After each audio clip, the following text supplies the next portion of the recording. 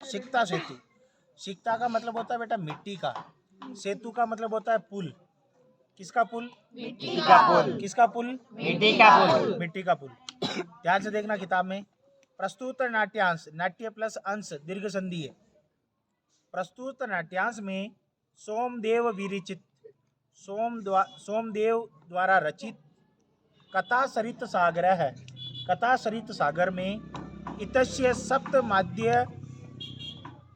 सप्तमाद्यायोपरि आधारितो अस्ति। कथा सरित सागर के पाठ में सप्त माध्यम के द्वारा आधारित किया गया ये पाठ है, और ये एक नाटक है बेटा, और सोमदेव द्वारा रचित है। और सोमदेव के द्वारा कौन सी किताब लिखी गई?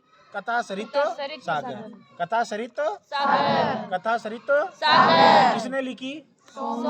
किसने लिखी रे? सोमदेव। सोमदेव ने लिखी। ध्यान से देखो, अस्मिन नाट्यांश है, नाट्य प्लस अंश। इस नाटक में तपसा, तपसा का मतलब होता है बेटा तपस्या। तपसा का मतलब तपस्या। विद्या प्राप्तुम, विद्या प्राप्त यत्नशील, यत्नशील का मतलब प्रयत्नशील। कश्चित यानी कोई, तपोदत्त नाम का है, तपोदत्त नाम का, तपोदत्त नाम का एक तपस्या करने लगा। वो तपस्या क्यों कर रहा था बेटा? विद्या प्राप्त करने के लिए। क्योंकि बचपन में उसने क्या किया?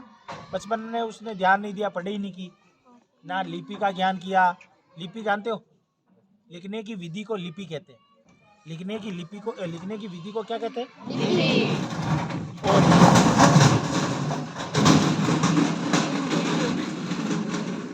हिंदी की लिपि कौन सी? देवनागरी। अंग्रेजी की लिपि कौन सी? रोमन। शाबाश, ठीक है ना। तो देवनागरी लिपि में इन्होंने ग्रहण ज्ञान किया नहीं। किसने? तपोदत्त। तपोदत्त ने कोई ज्ञान प्राप्त किया नहीं, इसलिए वो क्या करने लगा? तपस्या करने लगा कि सर मैं तपस्या करके ज्ञान प्राप्त करूंगा। फिर देखो,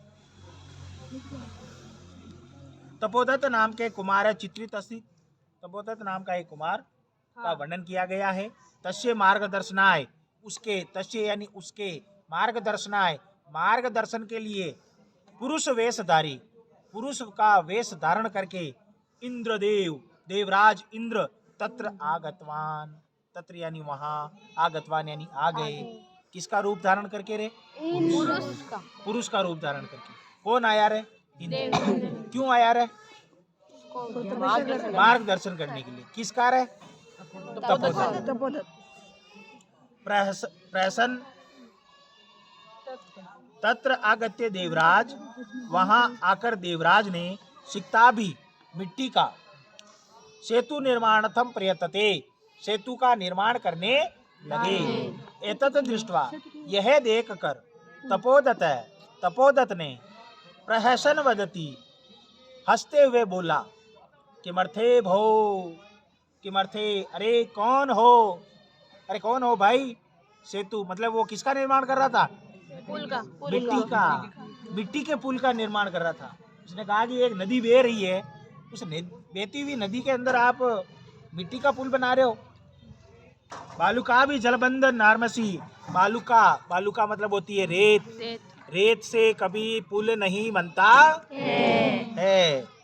ततो देवराज, तब देवराज ने प्रतिवक्ति, उसके उत्तर में, यद यद, जब जब, अधिनियम श्रवणम पठनम बिना, यदि त्वम, पढ़ने में सुनने में अक्षरों के बिना, यदि त्वम यानी तो, विद्या प्राप्तुम शक्नोसी, अगर तुम ना तो पढ़ा, ना लिखा, ना सुना, ना कुछ किया, और तू तपस्या करके सबका ज्ञान प्राप्त कर सकता है। अहम अपि, मैं भी, बालुका भी, रेत के द्वारा सेतु निर्माण, पुल बनाने में, कर तुम शक्नोमी, बना सकता हूँ। अगर तू तपस्या के द्वारा विद्या प्राप्त कर सकता है, तो मैं इस बहती हुई नदी में रेत का पुल भी बना सकता हूँ। देवराजस्य अभिप्रायम, देवराज का अभिप्राय था, अच्छे था, क्या था? ज्ञात्वा तपोदत्व, जानकर तपोदत्त ने विद्या प्राप्ति काम है, विद्या प्राप्त करने के लिए गुरुकुलम, विद्यालय में, गुरुकुल में, आश्रम में गतवान जानने के लिए कहा। उन्होंने कहा तुम कहाँ जाओ? गुरुकुल में जाओ, आश्रम में जाओ, है ना। अरे पहले भी ऐसे ही होता था, पहले लोग ऐसे पढ़ाई करते थे, आश्रम में जाकर पढ़ाया करते थे, है ना। अभी तो आप यहाँ आके आ रहे हो ना, तो आपको ज़बरदस्ती बुलाया जाता है। सुबह कहते हैं कि भाई प्रार्थना में कौन नहीं आ रहा है, कौन नहीं आ रहा है, तो उसके बारे में अपन कहते हैं। पहले ऐसा कुछ नहीं था, पहले तो लोग साला वहीं रहना, वहीं खाना पीना रहना सब कुछ, है ना।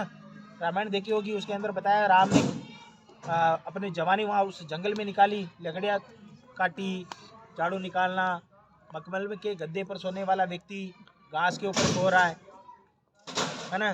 पंच पकवान खाने वाला व्यक्ति फल फूल कंदमूल खा रहा है। तो वो कठिन तपस्या देखेगा, तब जाके आगे वो राजा बन सकता है। अब देखो पाठ स्टार्ट।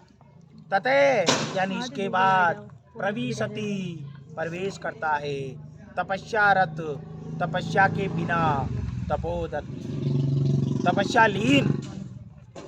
तपस्या लीन तपोदत प्रवेश करता। तपोदत कहता है अहम अस्मि तपोदत, अहम अस्मि यानी मैं हूँ तपोदत। बंद कर दे इसको।